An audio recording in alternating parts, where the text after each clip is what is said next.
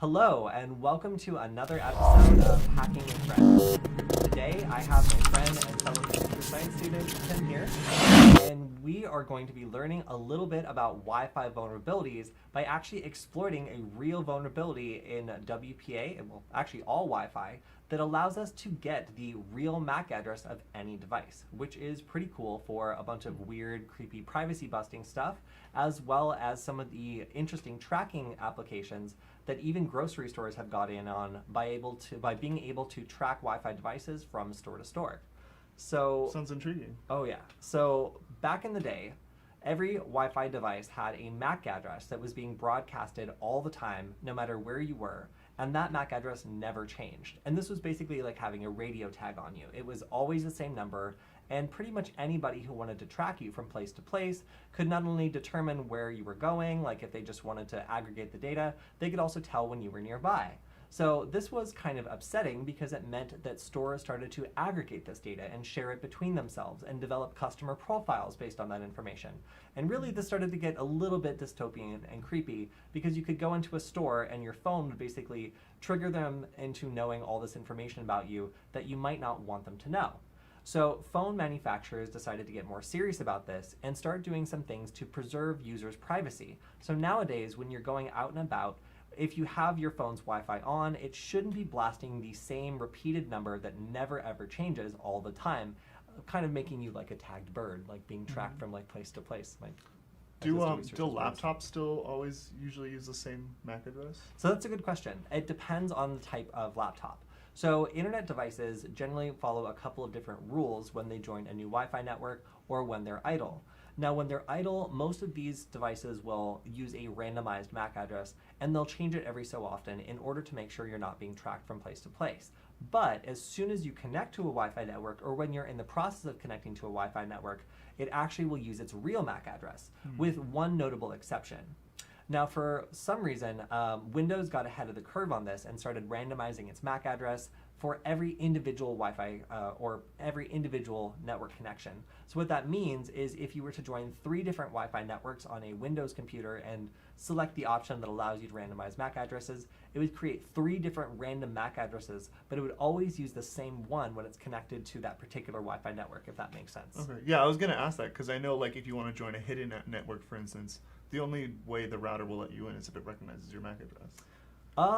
Yeah, well actually, so there's a little bit of things there. So one is, that's a MAC address whitelist will effectively accomplish the same thing that only allows on certain MAC addresses, but a hidden Wi-Fi network actually allows us to do some really sneaky stuff. Oh, probe frames? Yes. So what happens is if you have a hidden Wi-Fi network, yes, probe frames, it makes it so that your phone never knows when it's nearby. So basically your phone will always be trying to reach out and find this network that it's supposed to be connecting to because it knows that that network is always going to be silent. It's never going to be saying, you know, what its name is or that it's nearby.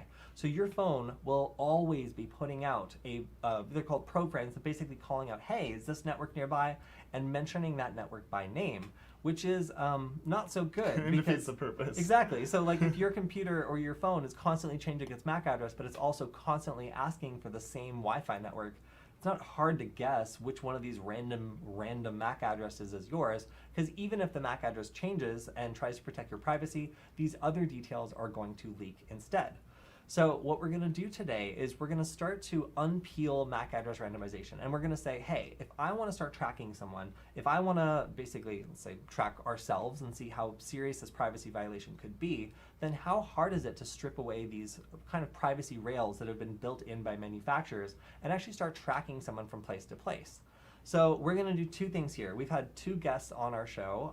One of them is Stefan Kremser, a Wi-Fi hacking aficionado, I guess I would say, of little tiny microcontrollers, who is really good at programming these to do interesting Wi-Fi hacking things.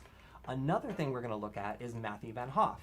Matthew Van Hoff is a Wi-Fi security researcher who's really famous for discovering really big vulnerabilities in Wi-Fi standards. So that's stuff like just finding out that WPA3 has major flaws in it, or finding some of the major flaws in WPA2, we're going to be looking into some overarching flaws with just MAC address randomization in general. So this affects anybody that has a wireless device. We're going to be going into the kind of stuff that can break the privacy settings on that and allow anybody to track when you're home, where you go, and a lot of other interesting things that have privacy implications, like maybe forcing your phone to join a malicious network and sending you a bunch of phishing pages to get your password or something like that.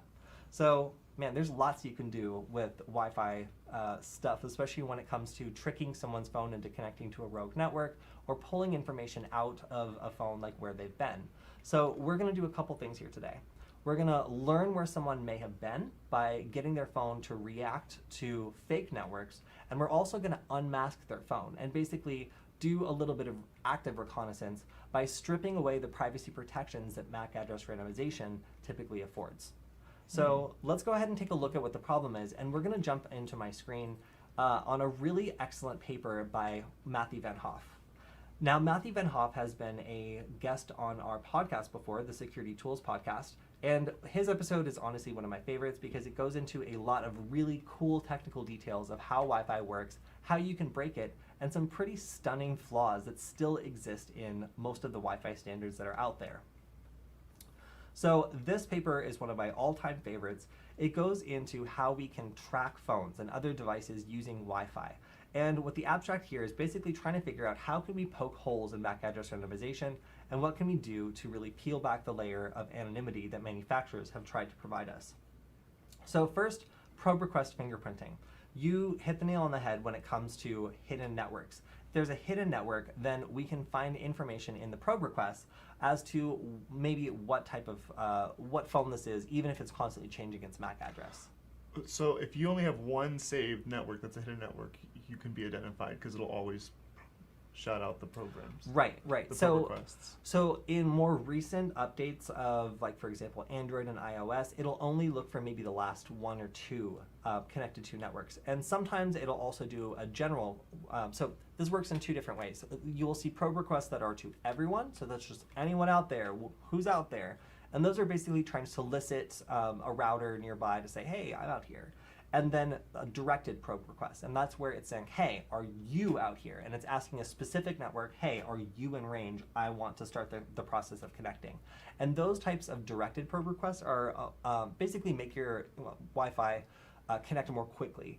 Because otherwise, if it was constantly scanning around and just saying, who's there, it wouldn't be able to initiate the process as quickly. It would have some extra steps it has to do. So this just allows it to say, hey, are you still there? Okay, I trust this network, let's get connected. So that's pretty interesting. And what Matthew found is that there's a lot of unique elements.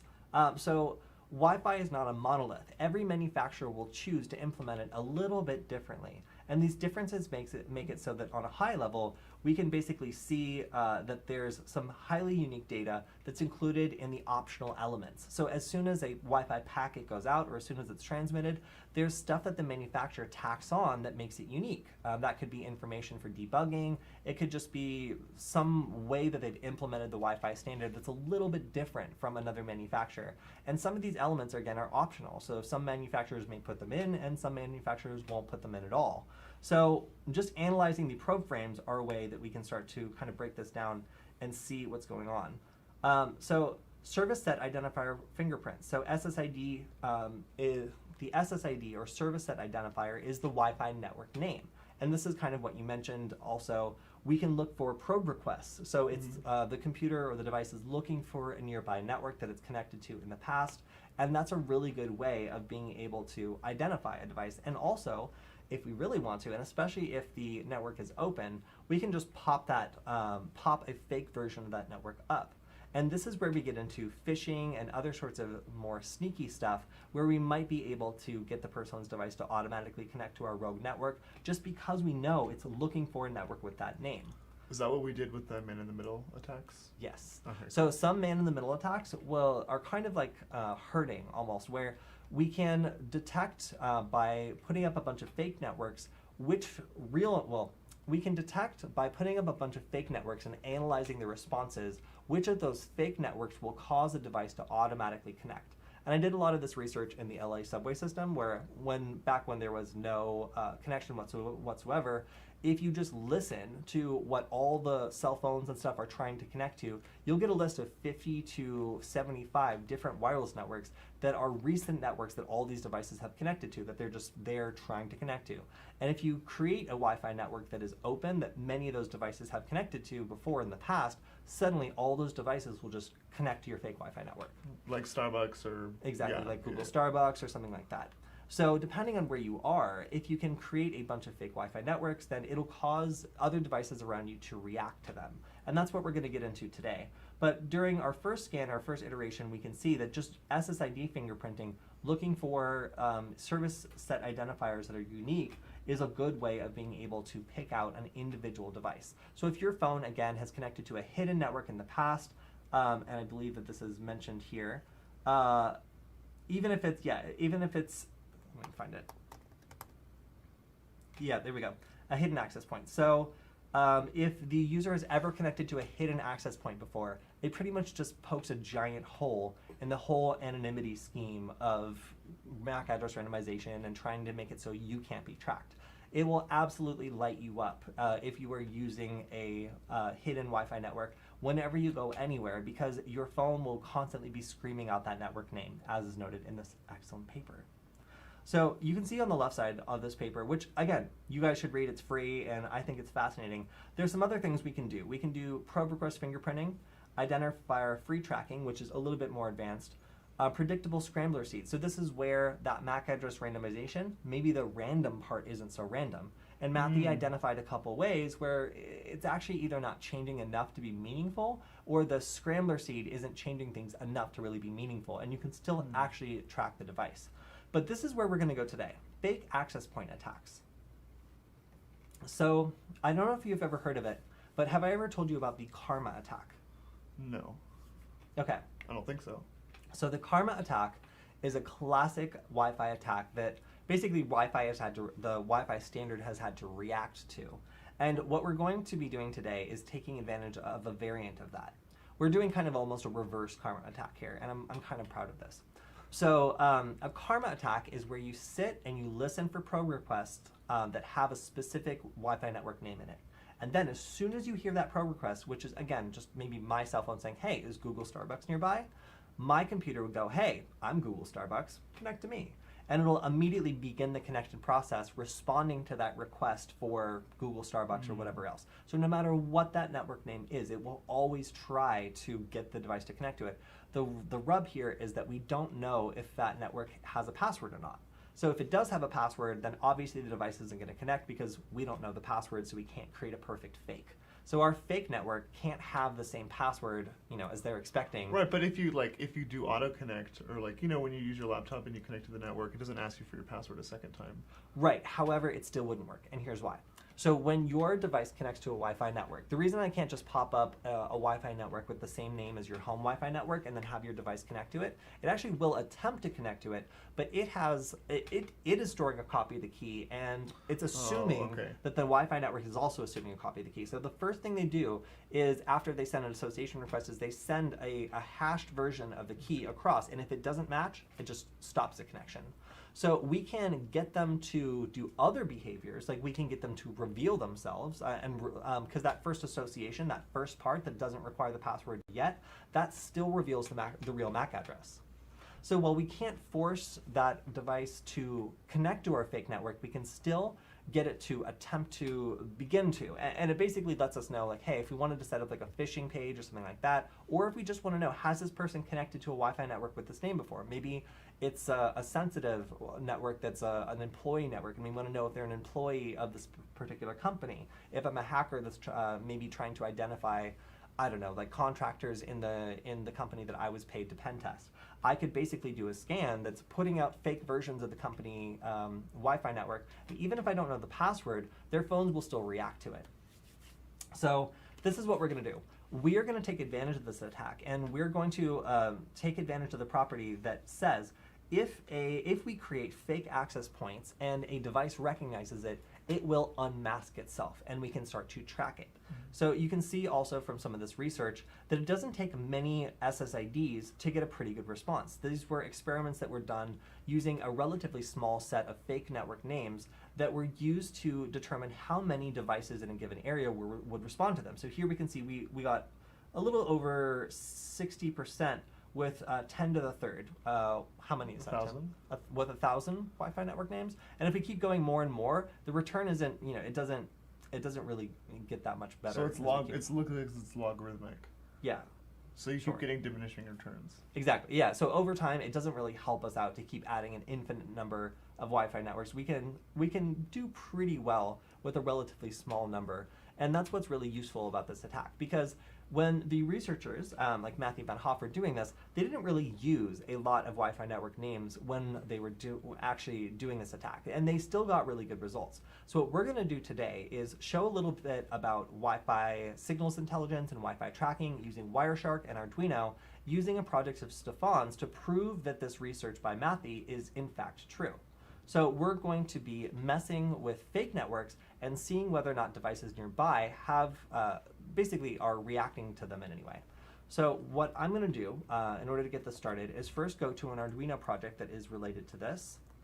So here in Arduino, we see this project, which is, I call it the SoCal Decloaker. And what I did was go around Southern California for a year, and I picked out, basically I went war driving, made a giant list of every Wi-Fi network and picked out the most common open Wi-Fi networks in the entire area. So you can also use a service like Wiggle Wi-Fi in order to identify common open wireless network names in your area. But really what we're doing here is we're going to try to create the best possible chance that we're going to get phones near us or laptops near us to try to connect to our fake network and reveal their real MAC address. So this is how the code works. We select a channel, and in this case, I'm going to select channel 1 so we can easily observe on that channel and watch for reactions from other Wi-Fi devices. Then I'm going to go down and I see we have a list of different Wi-Fi network names that I've scraped. And again, this is just by going around an area and recording the most common networks that are just out there, meaning it's reasonable to assume that if I spent some time making a list like this, a lot of different people would have joined one of these networks at least once. So let's see what we've got. We've got the Marriott in downtown Los Angeles, the LA Times. So if you ever were a guest at the LA Times, this will pick you up. McDonald's free Wi-Fi, Ranger. So this is park Wi-Fi. If you connect to a Wi-Fi network in a public park in Los Angeles, that will be this one. Starbucks Wi-Fi, Setup, just a common Wi-Fi network name. TWC Wi-Fi, Time Warner Cable. They have municipal Wi-Fi anywhere. So the deal is if you have a Time Warner Cable account, you can access these open hotspots anywhere. So if you've ever accessed one of those, even for the free trial account, I can make your phone unmask itself and even potentially connect to my evil network. USC, so University of Southern California, Whopper Wi-Fi, that's Burger King. There's also LAX right there too. Oh yeah, so if you've ever flown through Los Angeles International Airport, this will also get you. Now you can see we have Los Angeles Community College, we have Guest, HP setup. So if you've ever set up an HP printer by connecting to its hotspot, we'll get you there. Let's see, the Ace Hotel in Los Angeles, City of Los Angeles Guest, America's Best Value Inn, Amoeba, so if you check out the record store in Hollywood, the Budget Inn, Cable Wi-Fi, Coffee Bean, if you're a fan of that establishment, FBI Surveillance Van, you think it's funny, but we'll get you. Denny's, The Days Inn, Jack's Guest, that's Jack in the Box, my friends. So really, if you've ever just casually logged into any of these free Wi-Fi networks, this is a list that's probably going to get you at some point. Because we have lots of different hotels, we have lots of different, just really common network names that are default on routers.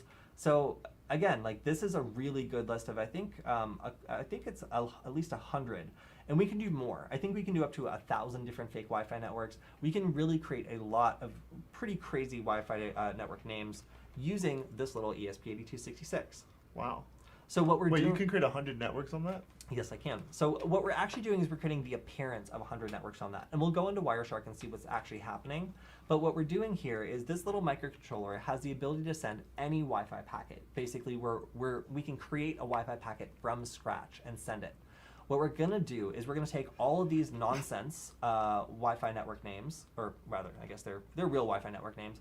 We're going to load them up, and we're going to send out a beacon that says, hey, I'm a Wi-Fi network I'm here, you can connect to me. And that beacon frame will contain all the network information necessary to appear on your phone, on my computer, on any device that's scanning for this sort of traffic. So if your computer or if your phone is looking for any of these network names and has ever connected to them in the past, it should react and automatically try to join. And unfortunately, it won't be able to fully join because this is just putting out beacon frames. It's not actually doing all the other stuff, and it's not listening either. It's just constantly putting out a giant stream of these. And we'll see that as soon as we look at it in Wireshark because it's really quite dramatic. Yeah, I can't believe that this little thing can do broadcast like 100 networks all at once. Well, if you think of it, it's capable of broadcasting a ton of packets per second. And really all we're doing is we're just changing the name of the network that's in this packet. On each packet. Exactly. So we're changing just one element of each packet and sending out over and over and over. And what we get is just on our phone anyway, a massive list of Wi-Fi networks that are apparently available, but couldn't possibly really exist. So it's pretty cool because this thing is basically only sending out packets, but those packets have a big effect on nearby devices like computers and phones like populated Wi-Fi list. It kind of freaks out because it really gets confused as to whether or not something's really happening and it's really nearby, or if it's just seeing a bunch of trash. So what we need to do to load this up is in Arduino IDE, I'm going to select the correct board, which is the ESP8266, and then I'm going to select the port that it's on, which hopefully it's still seeing, and for some reason on macOS it takes a long time. There we go, so it's on the right port. We have the board set to the D1 Mini, and I'm going to go ahead and flash this. And if you guys are interested in this, shout out to Stefan Kremser. You can take a look at his beacon spammer. It was never intended to be an offensive Wi-Fi signals intelligence tool, but here we are. All right, so we're going to go ahead and compile the sketch. It has to compile the whole Wi-Fi stack on this tiny little microcontroller, so it kind of takes a second. It'll connect and upload. We can see here it's in the process of uploading. And then in order to confirm that it's working, I can press Command-Shift-M, and that's a bunch of gibberish. And there we go. We can see that it's sending out 900 packets per second. Whoa. Yeah, so that's why when I say it can do up to 1,000, that's because it can send out basically 955 packets per second, and those are all using different SSIDs. For the most part. So anyway, if I were to go on my phone right now and look at the available networks? Let's take a look at what we can see. So I'm going to go to my network list and look at that. It is completely flooded with the network names that we saw in the Arduino. Whoa. Yeah, it is. So we can see JW Marriott, and of course if we tried to connect to any of these, it wouldn't work. It would just start the first part of the connection and then I'm going to try connecting to guest. Yeah. So what we're going to do is, I'm on a macOS computer. macOS computers are not typically known as the best hacking computers, but we are going to go ahead and do some packet sniffing with this, and we're going to do some signals intelligence and signals analysis to take a look at the effect that these packets are having on the local area. And we're going to learn a little bit about Wireshark along the way. So first, I'm going to go ahead and go to the sniffer. And a lot of people don't know this exists, but in the wireless diagnostic tool in macOS, there's actually a sniffer. And you can put the card into monitor mode, which... Oh, wow. Yeah, right? It's built in? It's built in, yeah. Whoa. So in the sniffer, so if you're in wireless diagnostics, you can go to, Window, and then sniffer. Wow. Yeah. That seems very uncharacteristically Apple. I know, yeah. They just have some weird diagnostic tools they put in here for you to use that are great.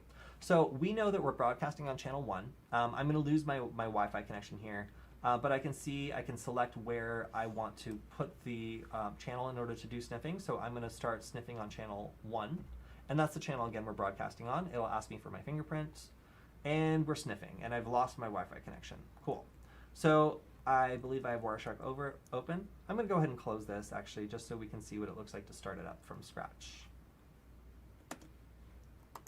Maybe the aspect ratio will be better, but probably not. All right, so here we have Wireshark, and what we're going to do is we're going to look at the Wi-Fi network, and it looks like I'm not getting a ton of traffic. We've got loopback. There we go. So EN0 should be the Wi-Fi connection.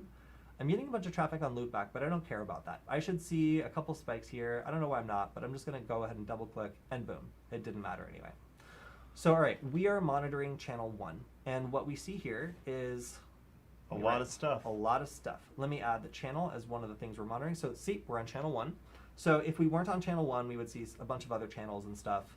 But here we can see we have primarily beacon frames blasting out. Beacon frames, beacon frames, beacon frames everywhere. We can see the transmitter address is also pretty remarkably similar. If you But look it's at changing, like the last 2 digits keep changing. Exactly. So the last parts of the MAC address are randomized. And what's cool here is I typically will do research where I'm looking at responses to these MAC addresses and analyzing which ones are the most popular. So if I'm in an area with lots of cell phones and I'm putting up a whole bunch of fake Wi-Fi networks, I can analyze which one is going to perform the best if I was to make a rogue network by just looking at basically which one of these MAC addresses devices are responding to. They're saying, hey, I want to connect to your network. That sounds great.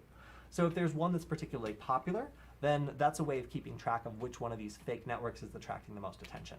So all right, this is a lot of data. Let's take a look at what's happening. So if I click on one of these, then I can see if I expand this, in the fixed parameters and tags parameters, I can look under tagged, and then I see the SSID set is the Hollywood, Palm, Inn, and Suites. It's a little, not exactly where we are now. So I can see the SSID is really what I want to focus in on here. And if I want to make sure that that's something that's a bit more visible, I can add it as one of the columns up here. So that's one thing I really like about Wireshark. Let me make sure I have room. All right. Okay, so I'm going to right mouse click on this and add it as a column.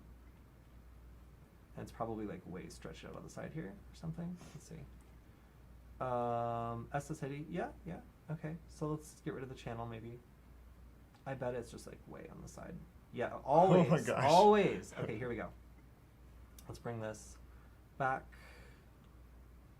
like this. I don't need, okay, cool. So here we can see the vast number of different fake networks that are being broadcast. What's the difference between source and transmitter address? Very little. In fact, nothing. Nothing. Oh. Yeah. Okay. They're the same. No difference. In fact, I can get rid of one if I want to. I don't want to see source. Boom, gone. So here we can see, we haven't filtered this in any way. Here we can see a reassociation request. That's something different.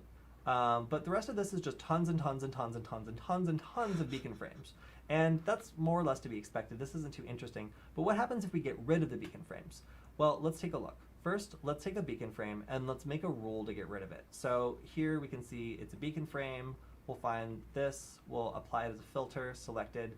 And now we're seeing nothing but beacon frames. That's the opposite of what I just said I wanted to do. So let's go ahead and flip this to not, so it's an exclamation point and then an equals.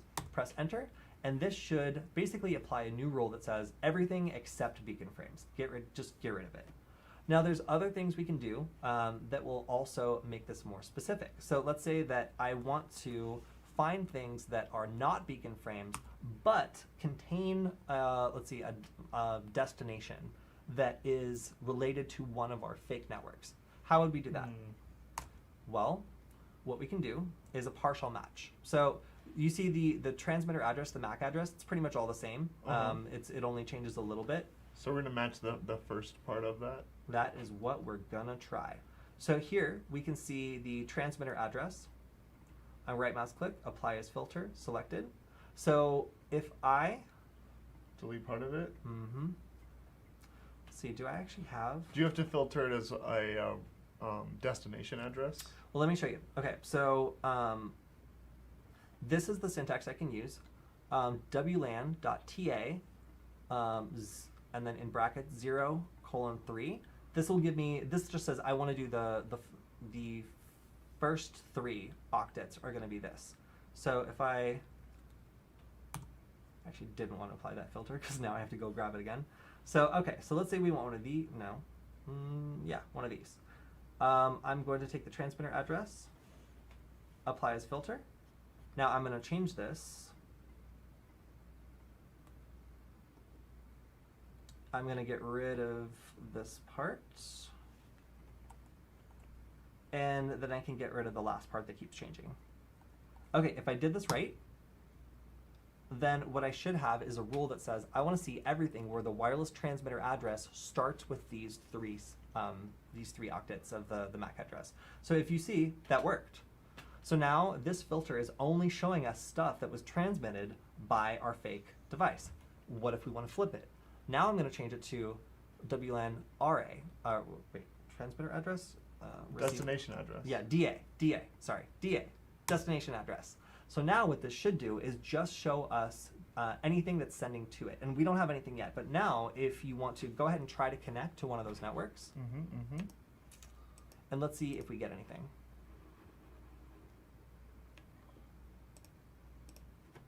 Odd place for a Google Starbucks. Look at that. All right, so it lights up. So Whoa, we can that was see, a lot. Exactly. So what's happening here is as soon as you disconnected from the normal network, your device was just like, look at all these interesting networks nearby that I can join. So I'm going to go ahead and use my phone, and I'm going to disconnect from Wi-Fi. And then I'm going to reconnect and see if we can see it probing anything.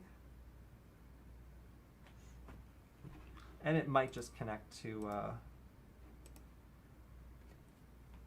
Oh, there we go. Okay, so now we can see, we can even see what it's trying to join.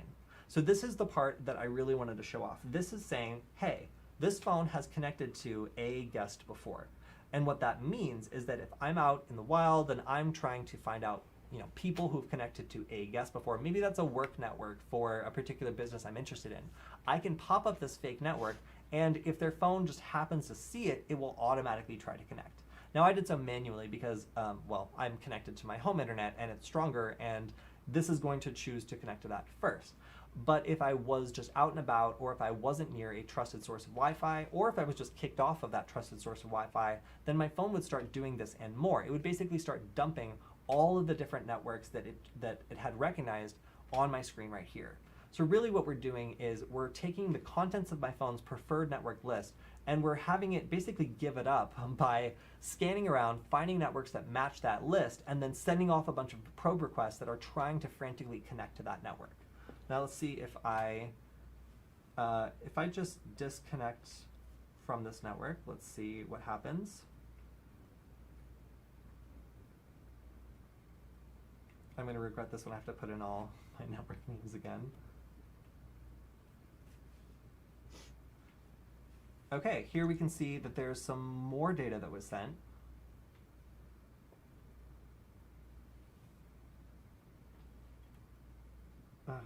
I hate, oh yeah, okay, so we can see it's trying to connect to a guest again.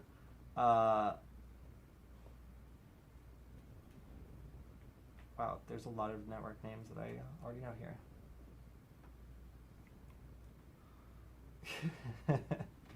Okay, cool. So we can see the general, oh, okay, there's some more. We can see the general outline of how this works. I've now forgotten every single network that I've connected to before in an attempt to get this to work. Oh no, gosh. no, there was another one I forgot about. Okay, now I've forgotten every single network in my entire house, and we can see it's trying to connect to center Wi-Fi. Now my phone's desperate. It doesn't know what it can connect to. It's trying to connect to Google Starbucks. So, okay, this is the this is the effect I was trying to show. We can see that my phone recognizes it's been to Denny's before, it's been to Google Starbucks before, and if it recognizes any of these other Wi-Fi network names, it's going to continue to try to join. And this will go on forever. And while it's doing this, it is not using its fake protected randomized MAC address. It is using its real one, which is pretty concerning if you are a privacy advocate or you don't want to be tracked from place to place. Now, one piece of advice is if this is scary to you, it doesn't need to be. You can just delete all these network names, especially for open Wi-Fi networks. So I guess that'll probably wrap us up for today, unless you have any questions. Let's go ahead and... I have a very simple question. Yeah. What were the green highlighted rows? Oh, so those are data. So that is... Oh, as opposed to a request, it's something actually being just like an encrypted packet or whatever? Yes. So you can see this is an acknowledgement. It also, for some reason, failed the checksum. But yeah, basically what this is just data that's being sent. And sometimes we'll see this sort of packet instead of a probe request when we're trying to simulate traffic. It just is something that happens with the ESP sometimes. But yeah, it's just sometimes you'll see a device attempting to connect to a network, or basically a handshake, or beginning to do a handshake, and it'll look like this instead. Are there any examples of like companies or governments actually trying to use this to track people? Since after phones started randomizing their MAC addresses, using this instead? Well, I know that there are services that are more focused on profiling or identifying devices based on, for example, SSIDs they might be calling out for, or otherwise looking for details like what was discussed in Matthew Van Hoff's article. So again, this is a much more active way of, oh God, it's still going. This is a much more active way of going after this sort of information than most companies would do, because it's certainly possible to use this technique to very quickly brute force all the different places a person has been, but also they're going to see a bunch of crazy Wi-Fi network names like go onto their phone. They might lose data for a second, so there is some noticeable effect, kind of the same as though you were walking down the street, your phone connected to Starbucks momentarily but require that you sign in. Starbucks gets your real MAC address. They get knowledge basically that you were near the store. That's valuable information that I'm sure that they probably use in some way, because your phone just happens to be unmasked and reveal that information and allows you to be tracked. So stores in particular really like information like this, because if you're coming in, you're unmasking your phone while you're in the store, they can basically detect how frequently you go to the store, what parts of the store you spend your time in, and stores like Walmart will actually sell the shelving that you spend the most time in front of at a higher price, and they use things like wireless data to actually prove that, hey, like this part of the store gets way more traffic, we've analyzed it, and people who buy these sorts of things spend more time here. They're able to use this for really advanced marketing and sales type tactics, because they just know, hey, if we put this thing here, people who buy this product always seem to spend time here.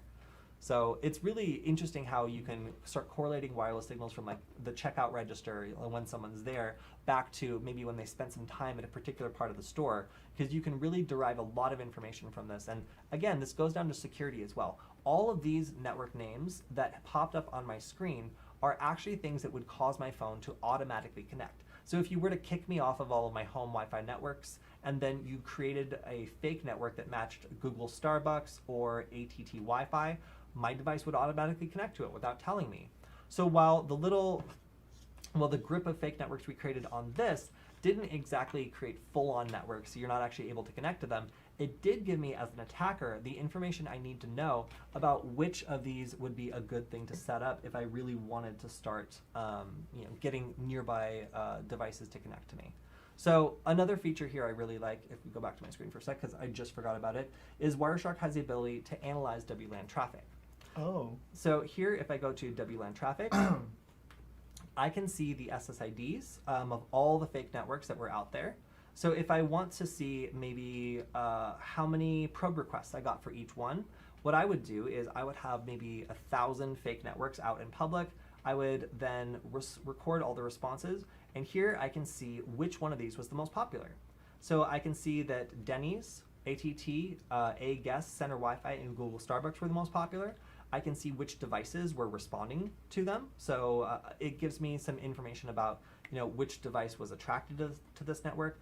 And on an individual scale, I can also see information about, let's say, a profile of wireless networks that a device has joined in the past. So, if I know that your device has connected to 15 specific Wi-Fi networks in the past, and I can get it to respond to these, even if it does start successfully randomizing its MAC address, I can still tell by its behavior that it's your device, because I know that you've been to these 15 places.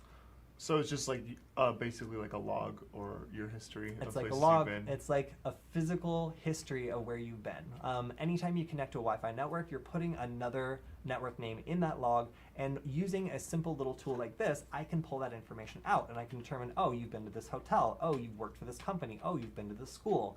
That information is really easy to find, because I can just create a fake version, and then in Wireshark, look at this information and say, hey, I am getting 503 requests for Google Starbucks, and it's from this MAC address. That is all information that allows me to very quickly drill down on, okay, like, is this device the same device as another one I'm tracking, or is it a different one? And can I prove it by sending it networks I know it's seen before and getting it to react appropriately? So pretty cool. I really like this. You can also click to show more information about the devices that are sending and receiving.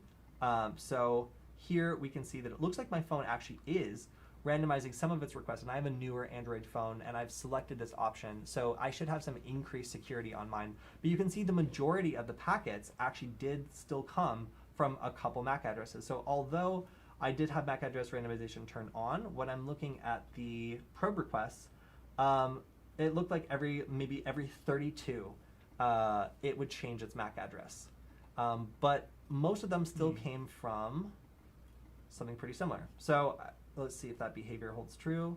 Yes, here we have, again, about 31 that were sent, and then 31 from another one. So this is just an example of how, even if we're using MAC address randomization, I can still use tools like this to start poking holes in it and create fake networks that'll cause your device to just react in ways you can't control. Because as soon as a network is trusted and as soon as it's in this list, it's gonna automatically react. And the kind of data that I have on this is pretty fun. Let's see, do I still have it up here? So I took a spin on Matthew's data, and that's not what I wanted.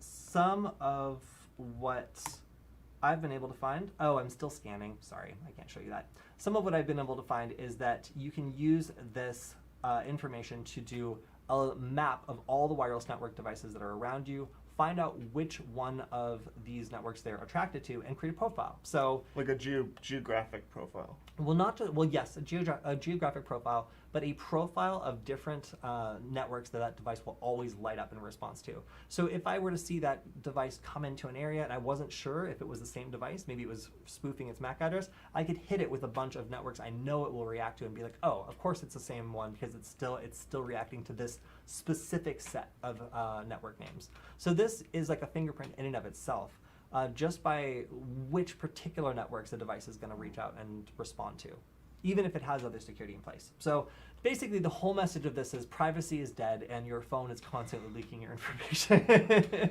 even if it's just where you've been or networks that you trust, because those things come back and they have, identity information enclosed. Maybe you're a Denny's employee and you don't want people to know it, or maybe you work for a defense contractor and you don't want people to know it. Either one is perfectly legit in my opinion. But if you're trying to keep this information private, then this is a way that attackers can still figure out where you've been and get your device to start giving them information. Because let's say that I wanted to use this Google Starbucks attack. I wanted to disconnect that person from their real network, and then I wanted to create that Google Starbucks network and feed them a phishing page. I could do that easily. And the information here is really, how can I make this device act in an automated way that the owner didn't intend and do some sneaky hacker stuff. I mean, you could also do this to investigate people, right? Like, Yeah. let's say you had a spouse or someone that you thought suspected of cheating. You could see where they were going potentially. Ladies, if you are going to some saucy shows in Las Vegas, you don't want them to know that you've been to that particular Australian male entertainment venue out there. Don't The connect to Thunder the from Wi-Fi. Down Under? I wasn't going to say it on camera. But yes, if you've been to the Thunder from Down Under, do not connect to the Wi-Fi, because your man will find out. Ladies, I'm warning you.